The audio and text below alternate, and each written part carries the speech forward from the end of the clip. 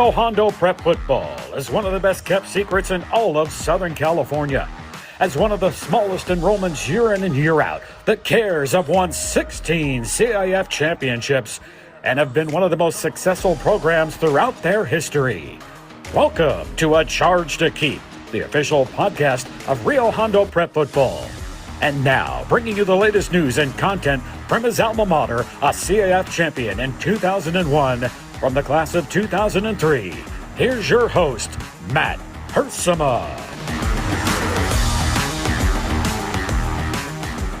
What is up, Rio Hondo Prep football fans? It is week 10, and that means the final game of the regular season. It is hard to believe that we are finally at, well, not the end of the road, but it will say a fork in the road, perhaps. The beginning of something special, a transition, kind of putting a little bit of the past behind you while also looking to the future. I'm not exactly sure all the symbolism I'm going with there, but it's a special time for sure.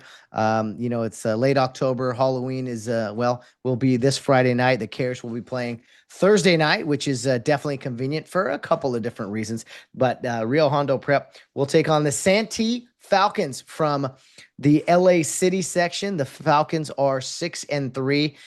They're going to finish, it looks like, second or third in the league that Marquez plays in, our common opponent that we played there earlier in the season. So the Santee Falcons, don't know a ton about them, but they are from the Exposition League, where Marquez High School looks to be likely to be the league champion there. And we know how the game went with Marquez, so we'll look into that a little bit more later in the podcast, later in the episode. But just want to say off the bat, thank you to everyone for tuning in weekly. All these shows, it's a lot of work behind the scenes, especially late night here as we're watching the World Series and trying to get this in a timely manner, but trying to soak in what's going on, multitask, if you will, which I know the Rio Hondo Prep faithful is used to doing, whether you're watching, volleyball or other levels of football at Rio and just watching the Dodgers, whatever you got to do.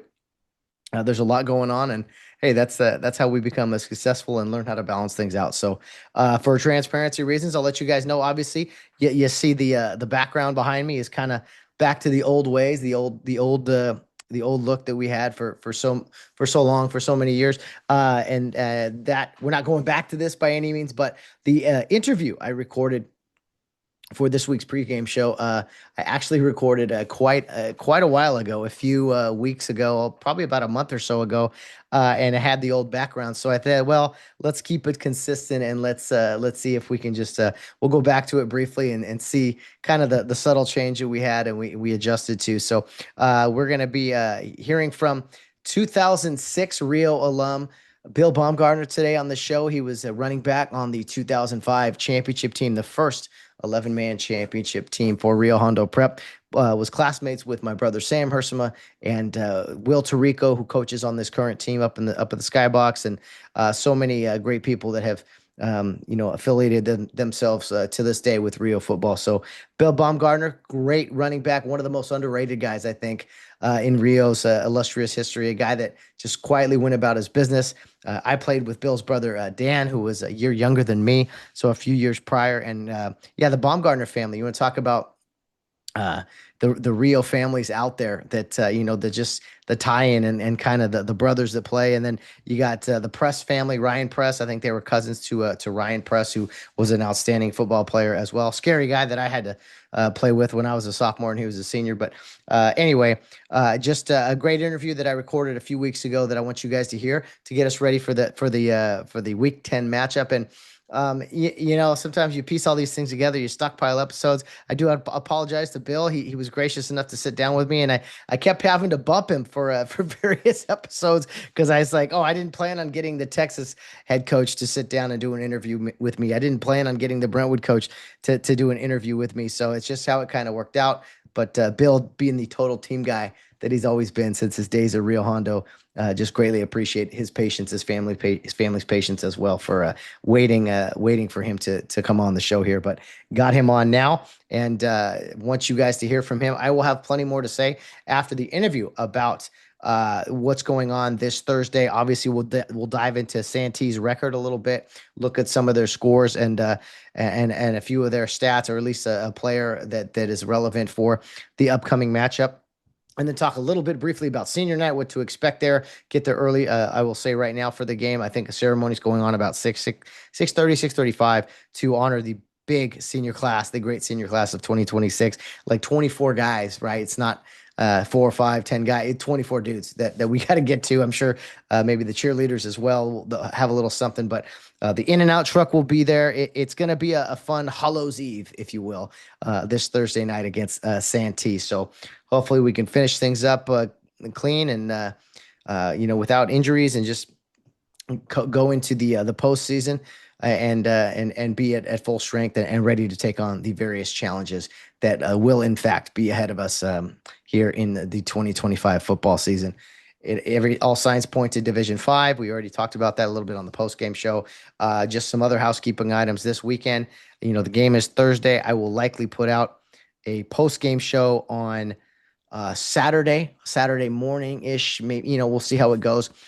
Just we'll bring on a player and try to get in one of those. And then the plan is now, as of now, is to get a Sunday show in as well, a selection Sunday, where we will break down the bracket. We'll try to go live on YouTube. I'm going to try to do that. I've done Facebook Live before, but I think YouTube Live is the plan. So bear with me, as with everything on this podcast. It's a work in progress, and just always look forward to making it better, bigger, better, spicier, whatever the case is. So just want to do our best to keep that going and to keep things improving, just like the team is trying to do as well. So before we get to the interview, just want to thank our great sponsors at RC Production Rentals. Of course, Robert and Chris, big Rio Hondo fans, big supporters of the program, have given me a ton of pointers on the podcast. I want to continue to promote them and say thank you for their sponsorship, and encourage others to possibly consider being a sponsor and promoting your business or whatever you'd like to promote out there, just to kind of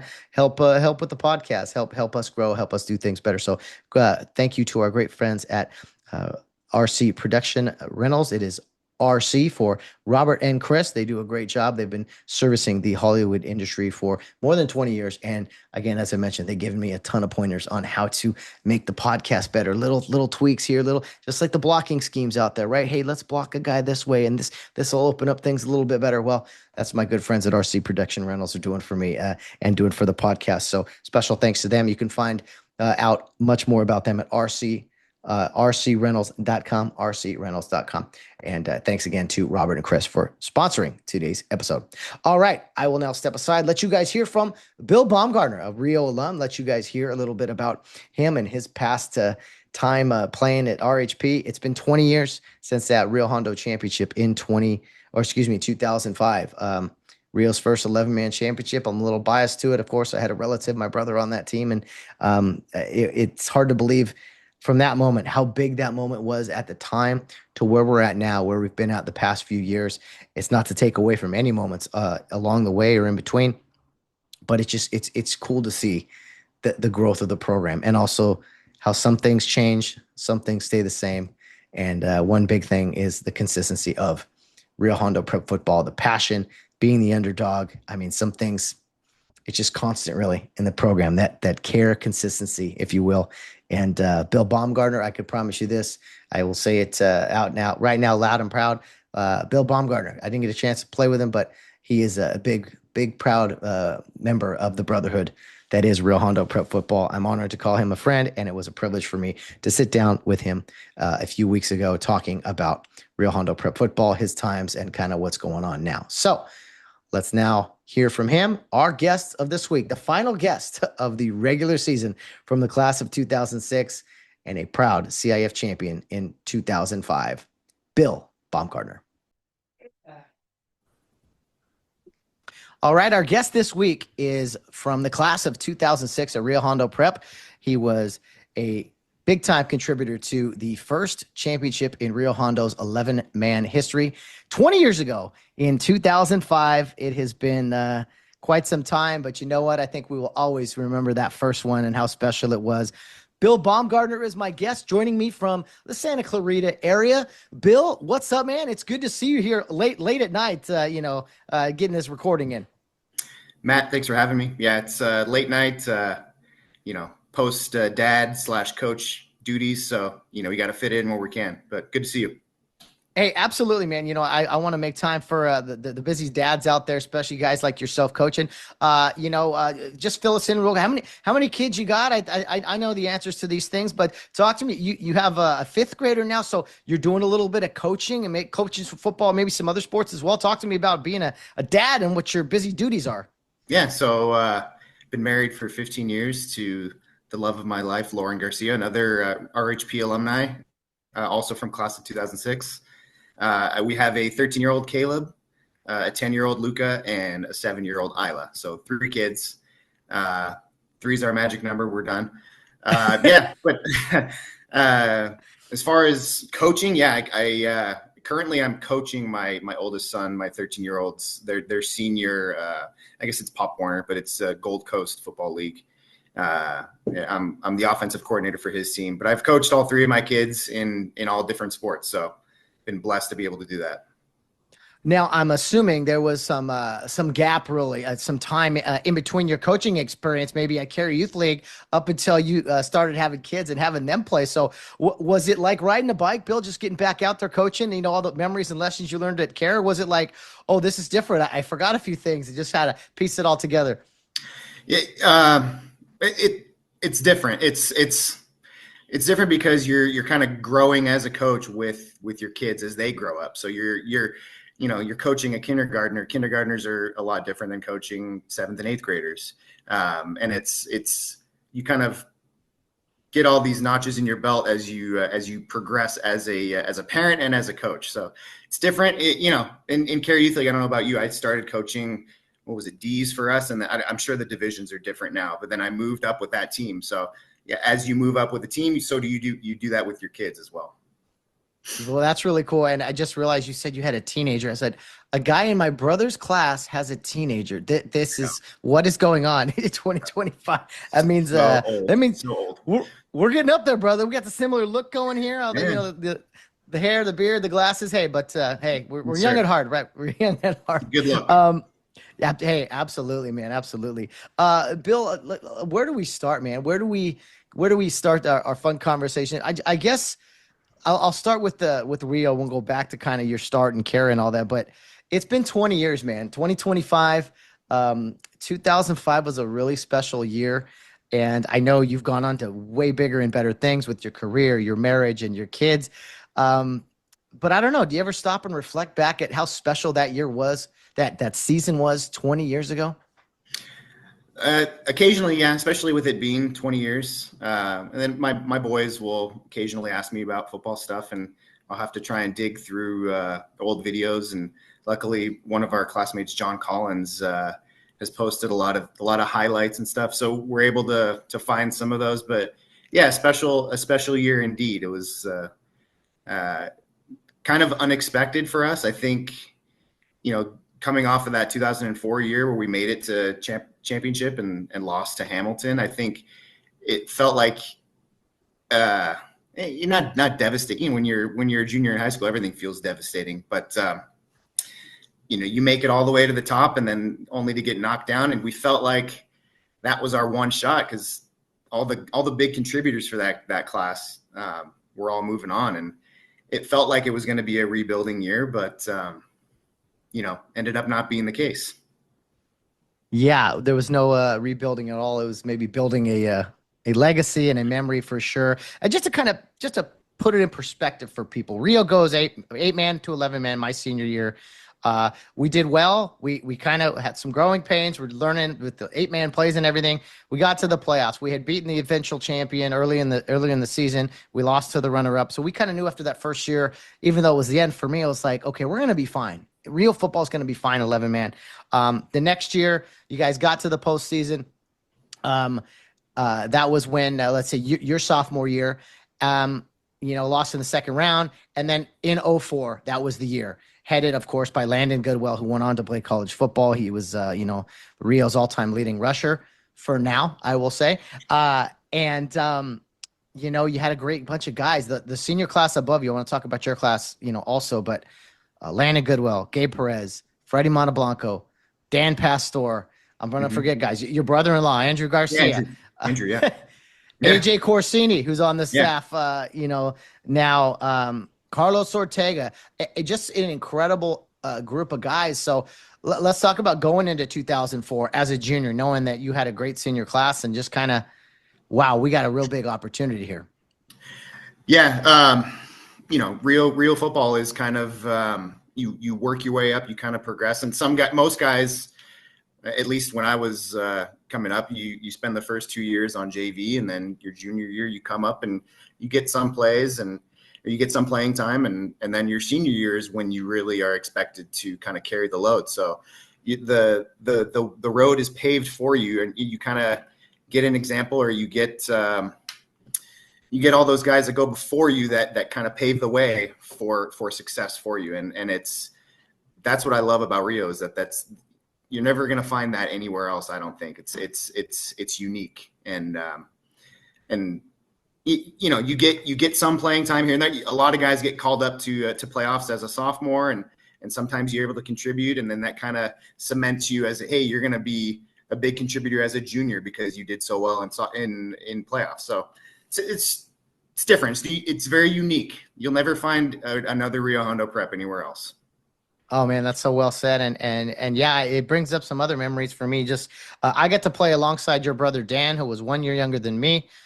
You and Sam, my brother, same class. You guys are freshmen. So I didn't get the opportunity to play with my brother, or, dress or anything like that. But you and your brother, Dan, did get to share the varsity field, the varsity uniform. Talk to me about that. Any memories of playing varsity early on with your older brother there?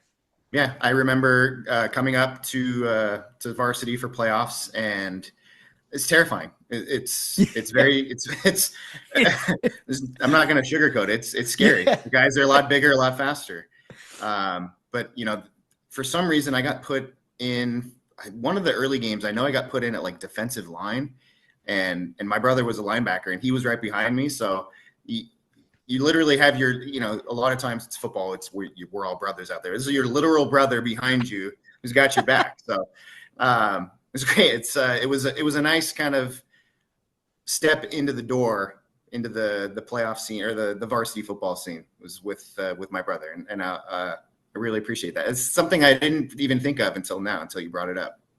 Yeah. That's a special, unique situation for sure. And I have a funny story about Dan. Dan was a great teammate. Was just kind of all in, like whatever the ideas was, whatever the game plan was, he was like, yeah, let's do it. He played hard, and we were linebackers together. And I remember it was a championship game. I told your dad this story one time. It's a championship game against Joshua Springs, and I called the defense. And Dan, we were so banged up, and Dan came up as a sophomore, and he was in the championship game. We were kind of outside linebacker, corner type guys, and so we had a 4th and short situation. So Coach Loomis sends in the blitz call, and so we got this blitz called for the short yardage. Joshua Spring, they come out in a punt formation, and I call it off, meaning no, we're not blitzing. No, just sit back and play the punt.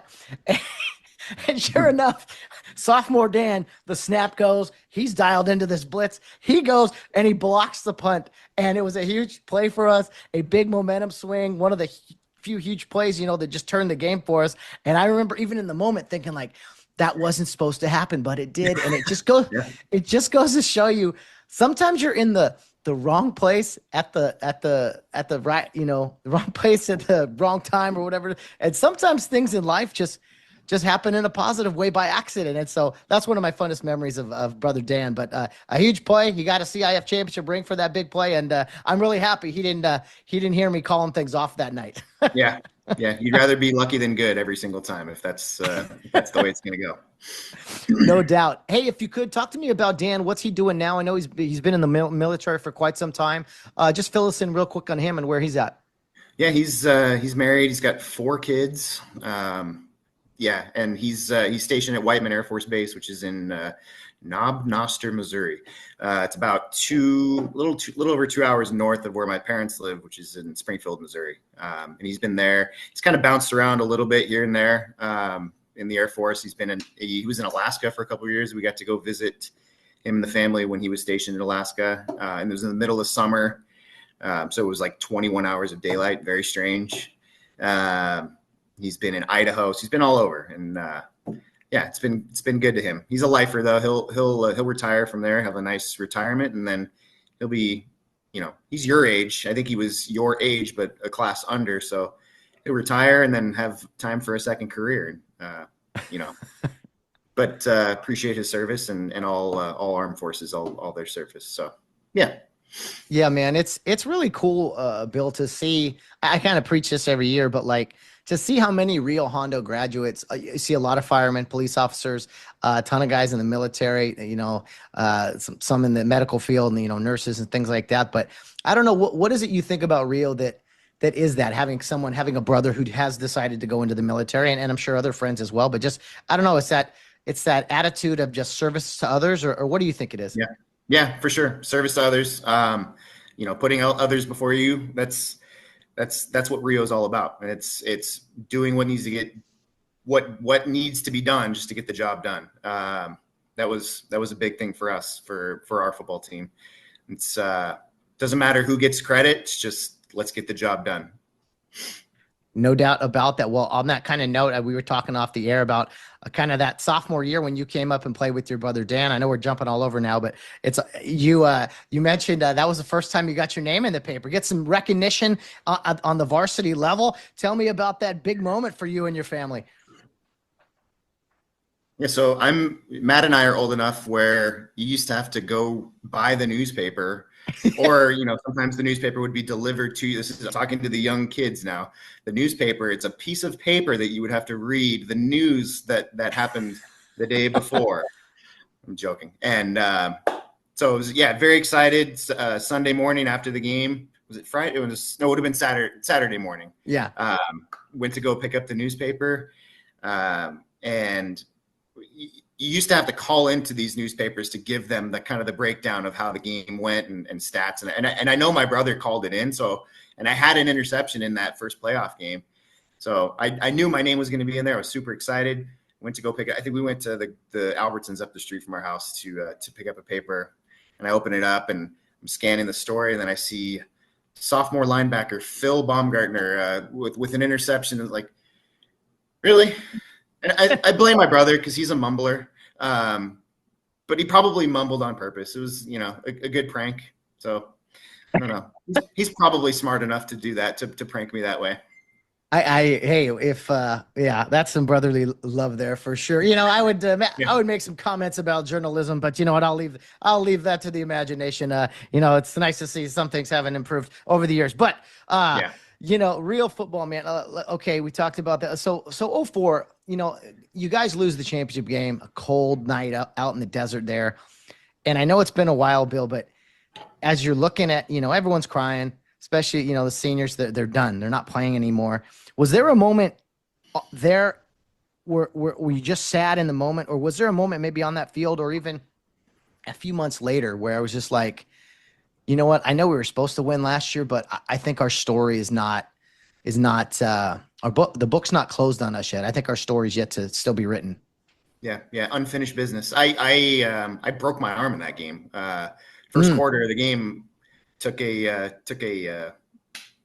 hit from their fullback, standing flat-footed. But it is what it is. Took a hit and broke my arm and wasn't able to come back in the game. So I felt like we made it all the way there, all the way to that championship, and then all for me to get injured and for me to not be able to contribute and help the team. And we lost, I think it was 13-0 was the score. And I actually remember again, back to the newspaper, Mr. Drain's quote to the newspaper was that, if you told me before this game that we were going to hold this team to 13 points, I would have really liked our chances, but we were not able to get anything going on the offense. And that's that. But yeah, feeling, a sense of, maybe we can make a run on our own with this, with our team. And we had already gone undefeated in prep league as a team. So from freshman all the way up until junior year, completely undefeated in prep league. So we wanted to continue that. And I think that was our first goal that we had set for ourselves as a team, if I remember. And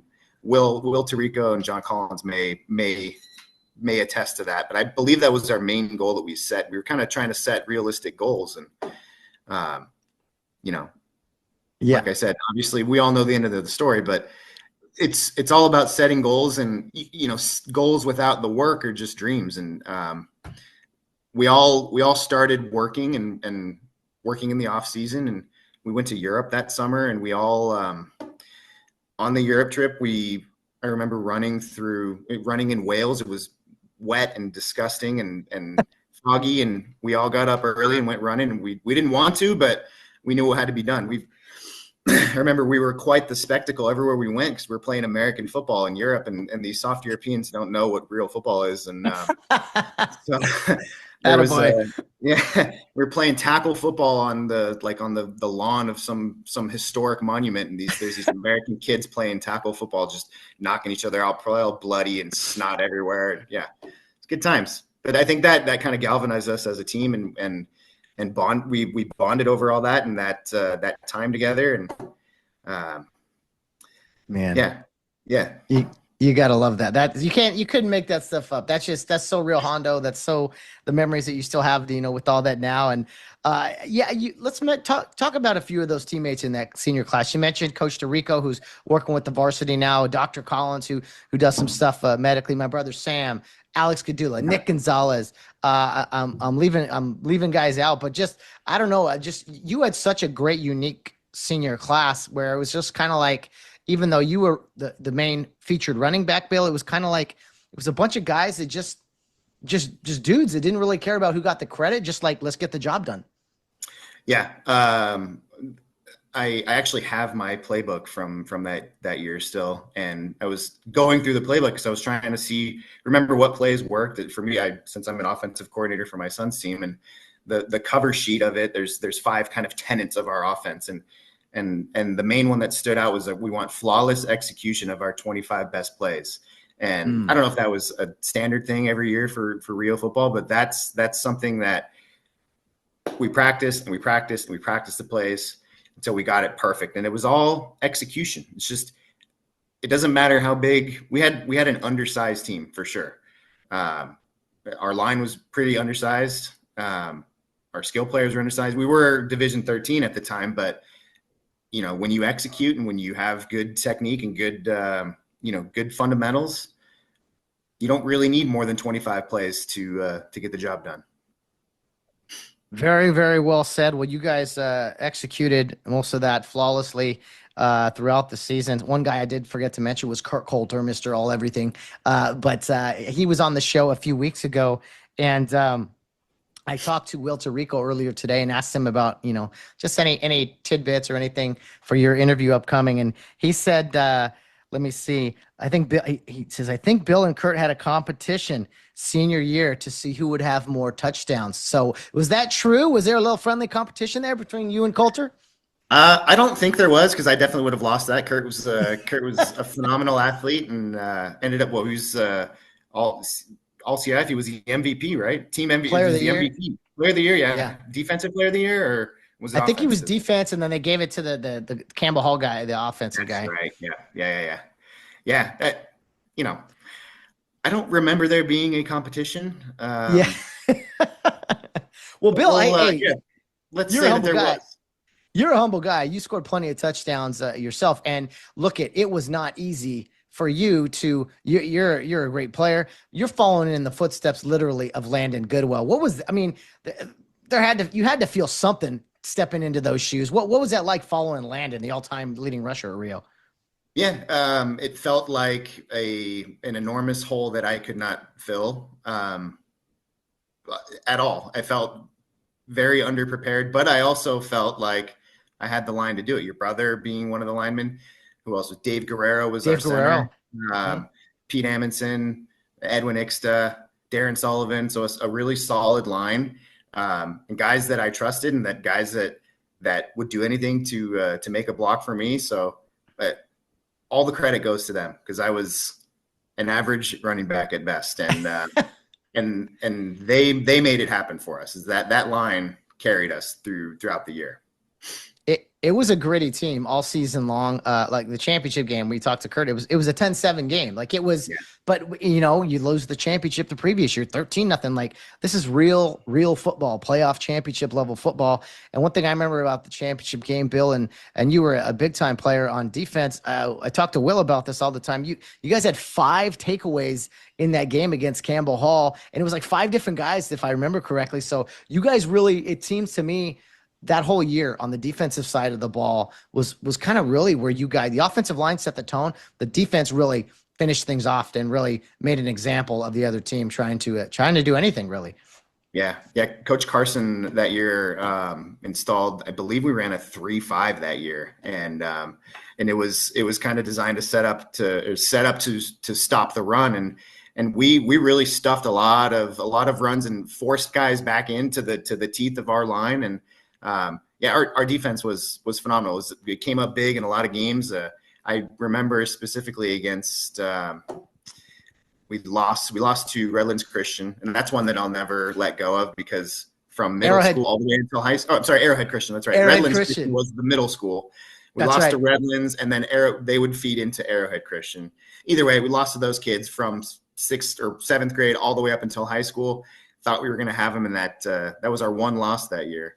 The game following that was Maranatha, and I remember newspaper articles saying that Maranatha they were going to give it to us, and we came out and we came out on fire, and I think we beat them 50-0. Yep. So that our defense really helped carry the way for us that year. I think in playoffs, I think we gave up a total of 14 points or something like that in 4 games. So really stout defense. No doubt, man. It was fun to watch. Like it was just, again, Coach Carson was still new to calling the defense. He had done it the year before, but yeah, switched things up, and he's been calling the defense, ever since I think probably 03, 04, and now he's the head coach. And I don't know what do you remember, Coach Carson? He was still a young guy then, but fiery and expected a lot out of you. The current head coach of the Cares, Mark Carson, as that young defensive coordinator, just pushing you guys at all times. Yeah, pushing us, but it was never like unfair expectations, and it was always just fundamentals. Break down. I can't remember how many times Billy, you gotta break down, because I would just run past the guy in the backfield. So yeah, just the fundamentals, the basics, breaking down and making those tackles, and that's what wins games. It's not sexy, but it's what wins games. And Coach Carson, that was his, just drilling that into from, the previous season all the way up until our senior year. It was just drilling the fundamentals of football.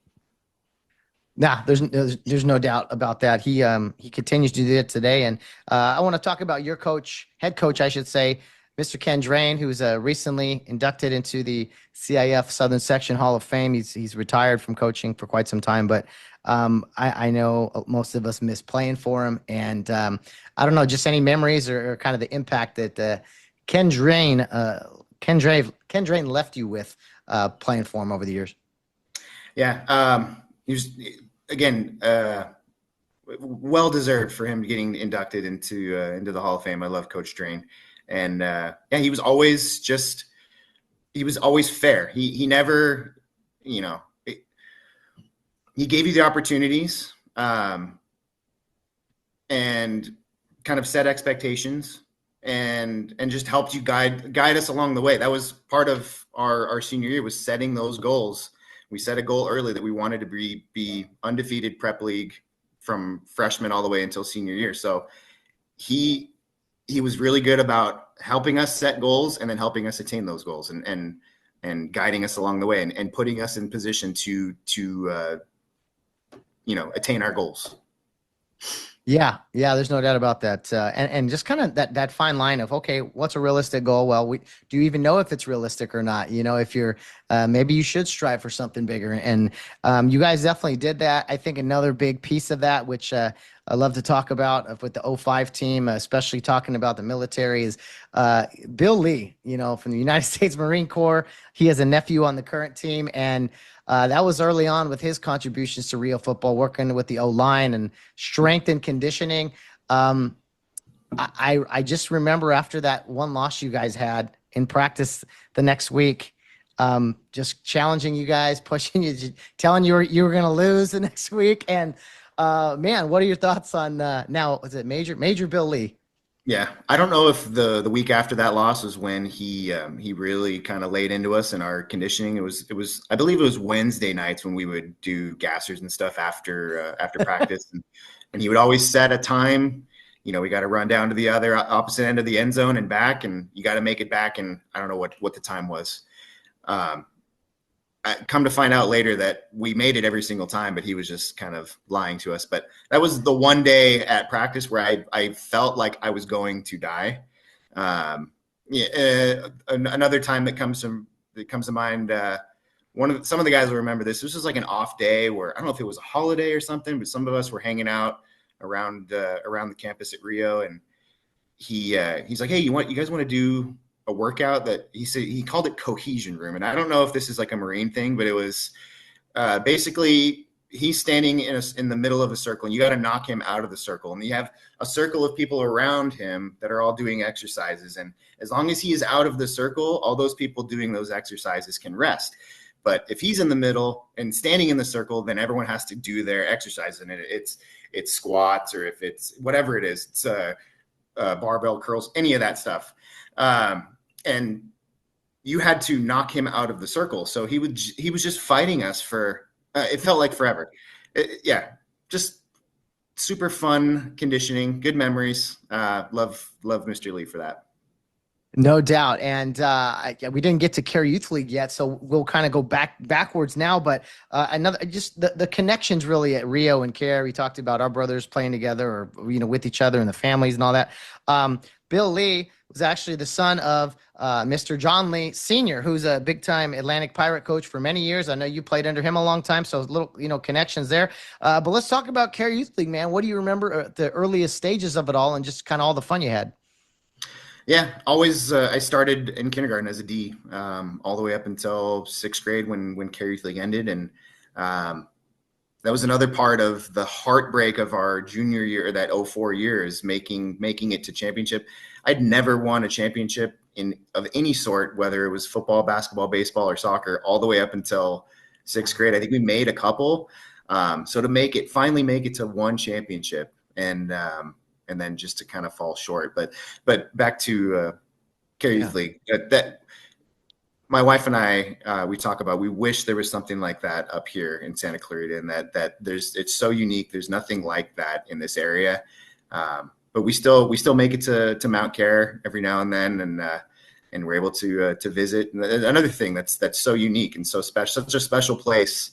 And I know they dodged that fire that ran through Wrightwood, and what a miracle, what a blessing from God that such a special place did not get destroyed, because it's such an important place to young people and their walk in their faith with Jesus. Going up there, I've been up there a few times now, and you're there and you just kind of pause and feel it. You feel the presence of God, but the smell of the trees, just the dirt, everything is just like the memories up there of the snowball fights and, hurting yourself and all kinds of fun, the chapel services, an incredible place to be. And I'll just ask you that kind of, Bill, since I think you're, well equipped for that, is, in the crazy world we live in today. You talked about your wife, wishing there was something closer, or, Kare was closer. How important do you think a place like Kare Youth League is, and Rio Hondo Prep for that matter, today in 2025, when, it's getting, more tougher and tougher for families to kind of operate outside the craziness, if you know what I mean? Yeah.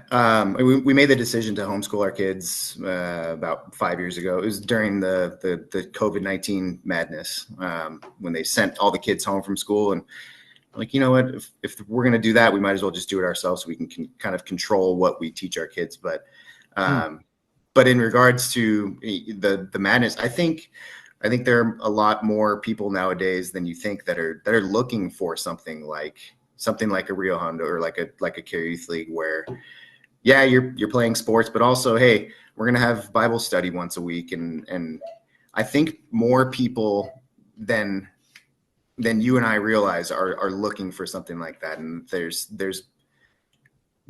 answers out there, and that, you know, maybe we'll start something like a Kare Youth League up in this area. I don't know. Who knows? Hey, there you go. I get, Coach Baumgartner out there running things. You never know. Yeah. Expansion is always popular. And to your point, to the many parents I've talked to here on the podcast, even about, they found Rio Hondo. They stumbled upon it literally. Some of them just taking a hike and seeing, like, what is this place? And it just goes to show you that, yeah, to your point, I think there are people that are hungry for a spot like Rio, a spot like Kare, and man, it seems like a good time, a really good time for to unite and yeah, the Rio Hondo. I say Rio Hondo because that's what the podcast is really about. But it started with Kare Youth League, and so much of it is just grounded in the same stuff. Bill, any funny memories? I'm putting you on the spot. I know funny memories from Kare Youth League or Rio Hondo that are family friendly here that you can share with the audience. Just whether boys being boys or any pranks or outings that you remember back in the day. Oh, outings! I used to love you would always do the Friday outings, and Friday outings meant you're going to the Rio Hondo football games, and you're going to go get pizza or something, but you're also going to watch the game. And then every once in a while you do a sleepover after that. But the highlight of those was always the football game, and the football game behind the football game. Yeah. With all the kids that, they're playing tackle football in the behind the guest stands. And then after the game, trying to go up and get one of the wristbands, or I remember, I don't know what year it was. I think it was probably 4th or 5th grade. And the big thing that all the guys would wear was the Nike headband, but they would wear it around their neck. And that was the one that everybody wanted. And I remember I got one year. I think it was like from Chris Roster. Ross. Yeah. Right. Ross, I remember Jay Denny. Let's see. Jay Krieger. I think like started that. And then, yeah, dudes were wearing that. That was the style back then. And like, yeah, to get the players, I got such and such a wristband, but you got the heavily coveted, neck wristband. Yeah. And I think in my football picture that year, I believe I was wearing it. It was probably all dirty and gross and sweaty, but wore it proudly. And that was you would always kind of try and talk to the players before. Hey. And my cousin Ryan Prest was on one of the teams, and that's right. Hey, can I get one of your wristbands? He would always hook me up. So it's good to have an inside connection to the team. You want to talk about fear? I came up as a sophomore with those guys. With Ryan, this is Ryan Press. Wait, we're gonna go over there, run a scout play, and they're gonna. I go. Yeah. I don't think so. Yes, your cousin was a monster, Ryan Press, man. Yeah. Oh, dude, you're the punching bag this week. Yeah. You're the tackling dummy. What a player he was, man. Oh, goodness. He was a star on that 2000 team for sure. Did you have you got your cousin, of course, but did you have any favorite player that you kind of looked up to as, 4th or 5th grader, whenever you remember going to Rio games? Jacob Blake was my favorite running back. Loved watching him. Felt like he was the fastest man alive. And wanted to be just like him. I want to be as fast as him. And I definitely was not, but I always looked up to him, and I remember I want to be a running back. So I would always watch the running backs during the games. Fantastic. And then as the cycle goes, Bill, then you're that guy, not just running the ball, but the beauty of Rio is you go from being that kid looking up to these guys to literally now you feel their eyes on you when you're on that field, and just talking about just that and that feeling and how special that is, and that cycle that keeps going today. Yeah. Yeah. So interesting. And it's like, you're the kid looking up to them. And then, after the game, we're singing the alma mater, and then you're looking down at all the line of kids, and they're looking up to you like you are the biggest football star that they've ever seen in their life. And, it's very special, but it's a responsibility, and it's you kind of have to carry yourself a certain way and not act a fool during games, and because these kids are watching you, and you have to set an example for them. Well, I just want to wrap it up here soon, so I know you're a busy man, but as I generally wrap that, I could talk to you another hour though, Billy. I could, honestly. This is fun stuff for me. First of all, I know you're busy with family and everything, but as far as what this team has done the past few years, I don't know how closely you've watched it. I'm sure you've seen scores and heard stories. To see what Rio Hondo Prep football has grown to Division 9 championship, Division 7 championship. We're in these rankings and all these things. As a member of the alumni, especially one from 20 years ago, I don't know, what does it mean? Has it been eye opening to you, or is this kind of like, I always knew kind of Rio Hondo could get to this level? Yeah. Not really. I'm not trying to be that guy. Not eye opening at all, because I'm not surprised at all, because I know the groundwork and the work that has gone into it from the coaching staff, from Coach Carson, to lay the foundation for what the program has become. And it started well before me. It started, decades ago, but that's Rio Hondo football. And people are always like, wow, they only have, a couple hundred students or whatever. Yeah. And that doesn't mean anything.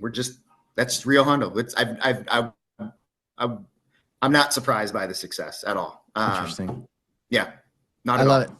Well, great to hear that. And your closing statement, you kind of touched on a little bit there, but why Rio Hondo is so special. Why has it been this consistent program for 60 years now at various levels, 6-man, 8-man, small school 11, big time 11, and you just said you're not surprised. What is it, if you had to like sum it up and sell it to someone either who want to know what it's about, or just kind of like, explain this phenomenon that is Rio football? It's Kare Youth League that feeds into Rio Hondo Prep. That's really what it is. And you're taught football fundamentals from first grade all the way up until senior year of high school. So it's not just the coaching staff, it's the volunteer coaches that coached me as an Atlantic Pirate. And I had Mr. Rod Heaton when I was in 6th grade on the Colts. So, and then moving up through middle school, Todd Carson was my middle school football coach. And you're drilled and you're drilled and you're drilled until you cannot get it wrong. So it's fundamental, it's hard nosed, it's real football, and it's as real as it gets. And if anyone is on the fence about sending their kids to Rio Hondo, you should do it, because it's a special place, and there's nowhere like it in the world. Very well said. Bill Baumgartner, CIF champion in 2005, 20 years ago, Rio Hondo's first 11-man championship. It's been great catching up with you, Bill. I do know next season, this is still a little far, but next season Rio goes to Quartz Hill High School, which is Lancaster. I mean, it's within reach. So maybe the playoffs will get a game up in your neck of the woods. But we'd love to see you. I know you're a busy guy coaching, though. 100%. Yeah, I'm sure I'll make it out to at least a game this year. I made it to the state championship last year, and I'll make it to at least one game this year. So thanks for having me, man. Hey, definitely. We'll definitely come say hello, and we'll a nice handshake definitely in the near future. Bill Baumgartner, thanks again, man. We'll see you soon. Thanks, Matt. We'll do it again. Thanks.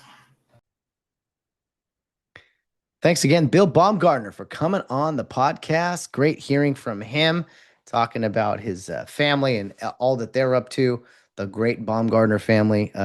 I've missed seeing them, and it's great hearing from them, and just going down memory lane. Always a good time hearing about Bill and Dan and his parents, and just a fun episode here to close out the regular season. I thought it actually worked out perfectly to have Bill on.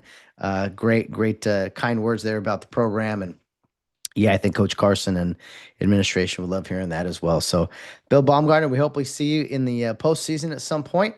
And maybe we'll be coming your way. Who knows? But thank you for that, Bill, and thanks for all that you have done as coaching the youth out there. And just again, the cycle continues. Rio Hondo Prep graduates giving back, doing great things, and Bill Baumgartner is another classic example of that. So, having known a few of Bill's teammates personally, again, my brother and Will and John Collins, Nick Gonzalez, all those guys. Have just always heard that Bill Baumgartner was just total team guy, and stepped in and ran the ball very well for Rio back in the day. One of the great running backs in Rio Hondo's history. So we'll be seeing you soon, Bill Baumgartner. Well, I am recording this episode as we speak during Game 3 of the World Series. And I only make mention of that because not trying to win any style points or anything here, but just what a game this is, as it's 10:40 on Tuesday night, or Monday night, excuse me. This episode, I'm trying to get this episode out, I think Wednesday night, But a quick turnaround over the weekend. We did the post-game show Sunday, and I knew we had to kind of get this in sooner rather than later for the pregame show. And I said, well, the Dodger game, it'll be done by 8:39. Well, here they are. They're just starting the 15th inning. And as you guys hear this, you'll remember back on Monday night where you were, what you were doing. But hey, the show goes on, man. We got to get the podcast done. And what a classic World Series game. I mean, I don't know if you guys are up watching this still. Got to give props to plate umpire Mark Wegner back there. You guys may disagree with some of his calls, but I got to tell you, let's see, we're approaching the 6 hour mark in this game. And for those of you that have never umpired a baseball game, specifically at the professional level, I got to tell you, umpiring in extra innings, especially in a playoff type atmosphere, I never did anything close to the World Series, mind you, but it's a very different feeling. You learn to manage your emotions, lock in, and yeah, there's nothing like it. So anytime I see any umpire at any level doing that, I'm like, man, good for you, hanging there, doing a great job, because that is one of the hardest things to do, is stay focused for 6 hours and have uphold high standards that others are trying to hold over you. Anyway, just some of my thoughts as I watch the game here to my left, but going to continue on the pregame show today, and we heard from Bill Baumgartner there. Thanks for that, Bill, with kind of our Rio Hondo alumni portion of the podcast. But in looking at the Santee Falcons, who we are playing this Thursday night, mind you, don't forget about that. Thursday night, 7 o'clock at Kare Park in Irwindale. It feels it's been a while since we've been there, right? Quite some time. Homecoming, I think, was the last time, and there were aliens and all that kind of stuff when that was going on. But since then, the Cares have gone to Texas. They've gone to SoFi Stadium. I mean, they've gone to another away game. I think it was Viewpoint. I mean, it's this been a whirlwind, really. And I told you guys in the summer, hey, ready or not, it's going to be a fast season, and here we are. So I hope there are many more weeks to go here. And the goal, again, is not just to play in November, but to play in December. So we'll see what the future has in store for the Rio Hondo Prep Cares. But the Santee Falcons, 6-3, 2-2 in the Exposition League. And if they're playing us in week 10, their league play is over. The reason they have kind of the open week, I think, is in looking at their league, 5 teams in the league. So that's only 4 league games. Each and every week, one of the league teams is going to be obviously off and, playing a non-league game. So Santee just happened to have the final week of the season open, and they reached out to Coach Carson, as he said on the post-game show over the weekend, to fill that spot. So we are grateful that they were willing to sign the contract, to do the deal, and to come to Kare Park and Irwindale so that our team could have the appropriate senior night, as has been mentioned before. But 6-3 Exposition League, you look at stats sometimes and you're kind of like, okay, maybe there's a few players here, a few players there. Well, this team, I mean, it starts and stops, or maybe it doesn't even stop. It just goes all the way with Darnell Miller, number 0. He is a running back. He has put up some incredible numbers during this season. And according to Max Preps and everything here, I think he's missing a game in the stat sheet. But while I have his numbers here, you look at some of the other contributors on this team, and I would mention their names, but Mr. Darnell Miller, number 0, he is their star running back. He's a senior. He's a captain. 1,942 yards rushing.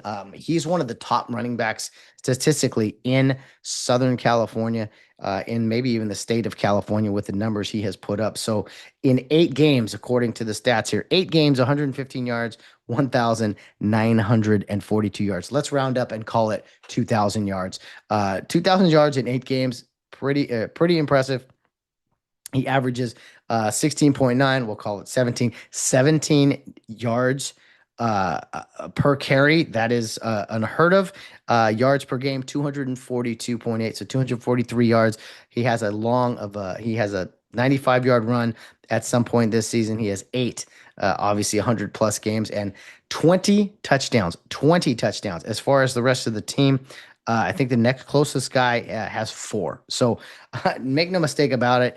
Darnell Miller, number 0, he's their guy. He's the guy you got to key on. They have a power running attack. He's the guy, and it's kind of weird to ever just say, okay, one guy is what matters, but he is the guy that matters. So number 0, Darnell Miller, as I mentioned, you gotta keep all eyes on him because he will eat you up, man. He will eat you up, and before you know it, he'll be running past you, and it's all she wrote. So there was a stat here, I believe. Let me see. I thought I saw Darnell Miller. He had at one point in the season. Yes, there we go.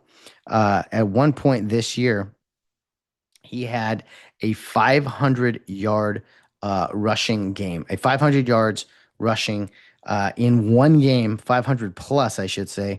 I had it just here on Max Preps. Excuse me, guys, as I was looking at this, but 500 yards in one game. This was back on October 10th, I believe it was. Game stats, that might be where it's at.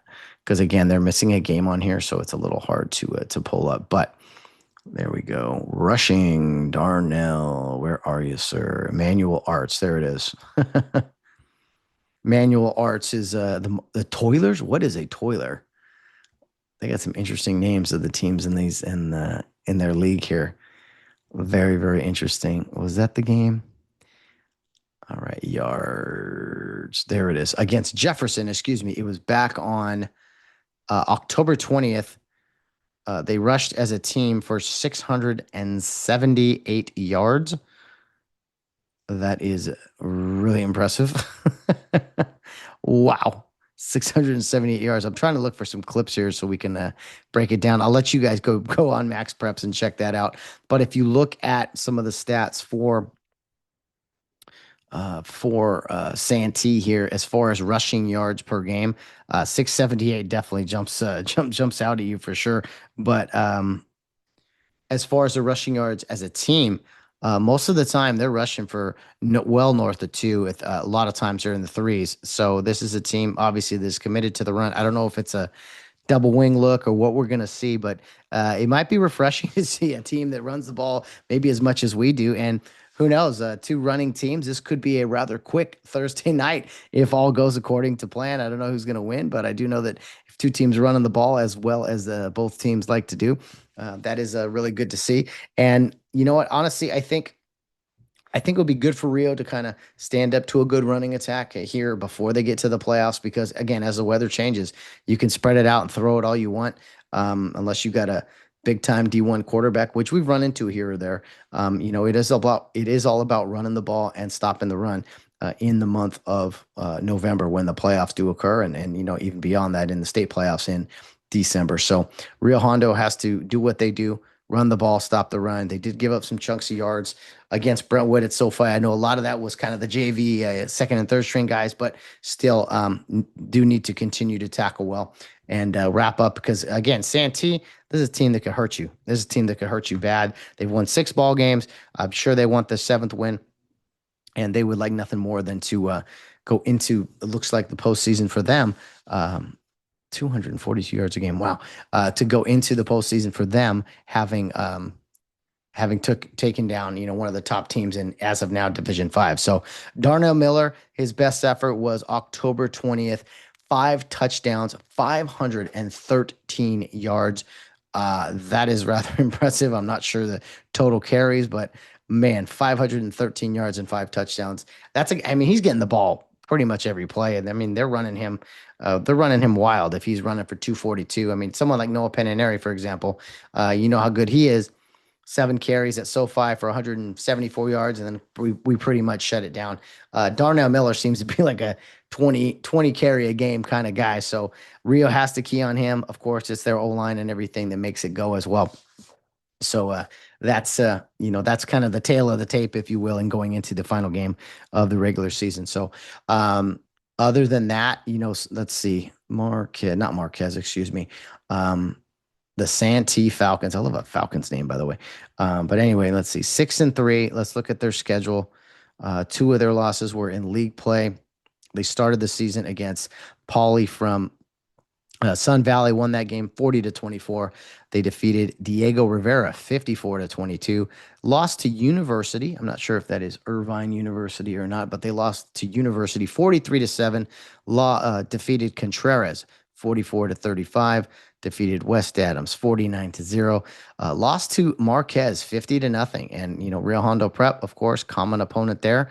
defeated Marquez this year at Kare Park in Irwindale. I believe that was week 3. And just so you guys know, Marquez has gone on to a 7-2 record, after losing to Rio 49-20 back on September 12th. So good test there for Marquez in the Rio Hondo Prep Cares. And then they've gone on to rattle off plenty of wins and they're in league play for them. So good for Marquez, the Gladiators. And as for Santee, let's see, lost 50. That's a tough loss, actually losing to Marquez by that big of a number, but looks to be the biggest hiccup they've had all season. They did lose the following week 32-21 to Manual Arts, and then we heard about the great stats piled up in their win over Jefferson. They won that game 49-28, and just last week defeated let's see, Maya Angelou of let's see, Maya Angelou Community High School. Is that what yep, Maya Angelou.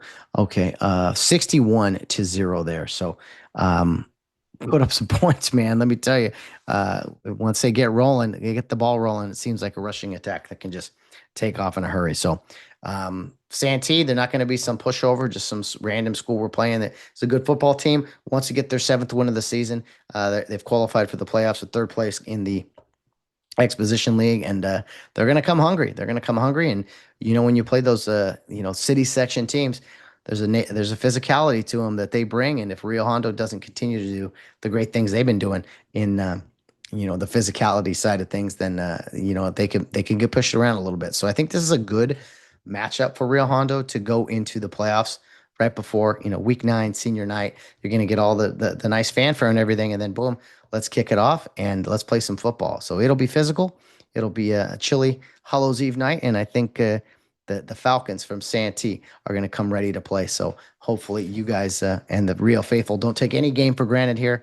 After this one, there are no more guarantees really after the first round of the playoffs. So soak it up, the final home game of the regular season, and who knows if it is for the entire season. Hope to see you all there. Again, we'll find out more about the In-N-Out truck and everything that's going on there. I will try to post as much as I can and give you guys some information again regarding all that for those that are showing up for the big final game of the season. Okay, finally, as again, I'm piecing all this together. It's shorter shows maybe than as usual. It's going to be another show Saturday and then a show Sunday. Just at least that's the plan. I might just do one, but we'll see. That's what I'm thinking right now as I'm up here late at night in the bottom of the 15th, 8 consecutive times reaching base for Shohei Ohtani tonight in World Series record. That's impressive. Most of those are intentional walks, but explanation point. I wish the Dodger game would have an explanation point at the end of it here at some point, but explanation point.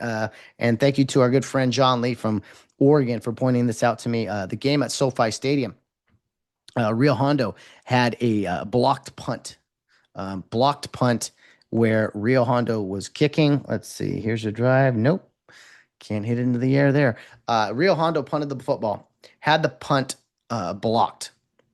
However, the ball went beyond the line of scrimmage, down towards the beyond the line of scrimmage. We'll say 20 yards or so.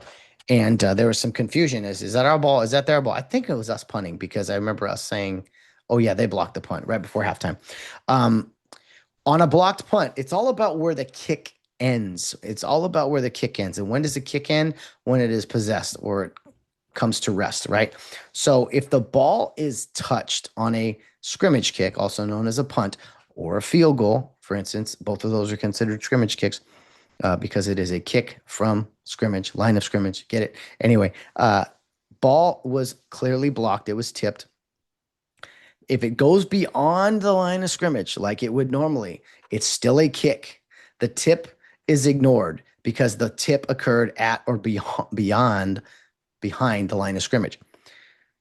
If a kick is blocked, as you usually see, and does not go beyond the line of scrimmage, then we have a different story. Anyone on the kicking team could pick it up and run with it and achieve a first down because the kick has not gone past the line of scrimmage. But what we saw on Saturday, the ball was blocked.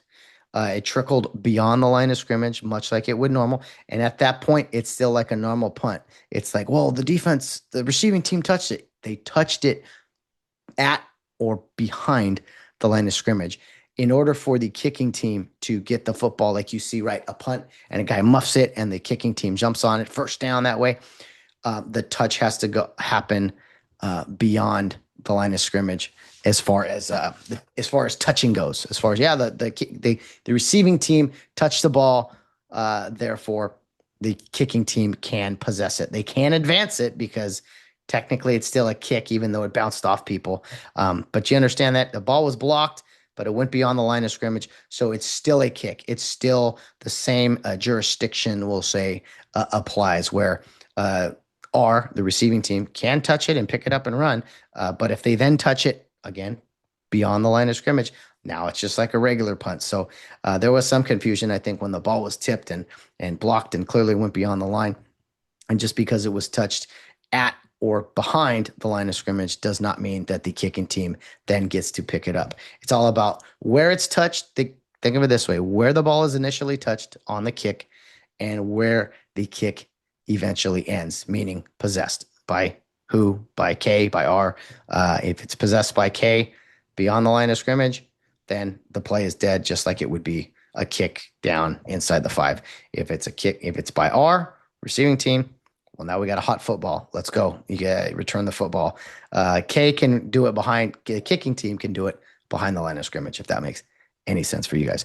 I don't know if it does, but if you have any questions, please send them to me. chargetokeeppod@gmail.com. I love talking rules and analysis of that nature, and sometimes it keeps me sharp. I tend to forget. I've been out of the game a little bit now. What is it, 7 years or so? So it's fun to stay on top of those things and keep Coach Carson informed, right? When weird things come up, I got to be able to explain myself or explain the craziness that's going on out there on the field too. So always good to end the show with a good explanation point, little rules analysis there, so that we as fans can stay strong and firm in our knowledge of the game, and not let our emotions get the best of us, which I know is not easy. It's not easy, trust me. I know it isn't, but we got to do our best, and always try to carry on that care class that I know we are very intentionally trying to do at all times. So that will wrap up this week's pregame show. I hope you guys will be out at Kare Park in Irwindale on Thursday for the final home game of the regular season, and you're ready for the postseason run that hopefully the Cares will go on. One more journey, one more ride. It's going to be so much fun. And Sunday, the brackets will be out. Selection Sunday. We'll be with you each and every step of the way here on the podcast. We'll probably go live on YouTube, but just be patient with me as I'm putting all this stuff out and doing my very best to make this work and just bring you guys as much content and information as possible. It's an honor to do it, privilege to do it. I'm digging deep, just like I know the boys are, the coaches are, the parents and families. Let's go. Let's do this together. Let's strive for that 17th championship and maybe beyond that, and see what happens. Some big storylines, some big dreams, big moments ahead. I can just feel it. And that Rio Hondo magic, I think, is alive and well, and we're going to see a lot of it here in the next few weeks. All right, guys, that'll wrap it up. Thanks again.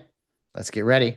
Let's get ready. Let's stay ready. So we don't got to get ready. And if you're not ready, well, you better get ready. It's time to go here in the 2025 postseason. Almost one more regular season game to go. Cares and Falcons Thursday night at Kare Park in Irwindale. All right, as always, Rio Hondo Prep Football, your friendly reminder to be humble in victory and gracious in defeat, because we always have a charge to keep.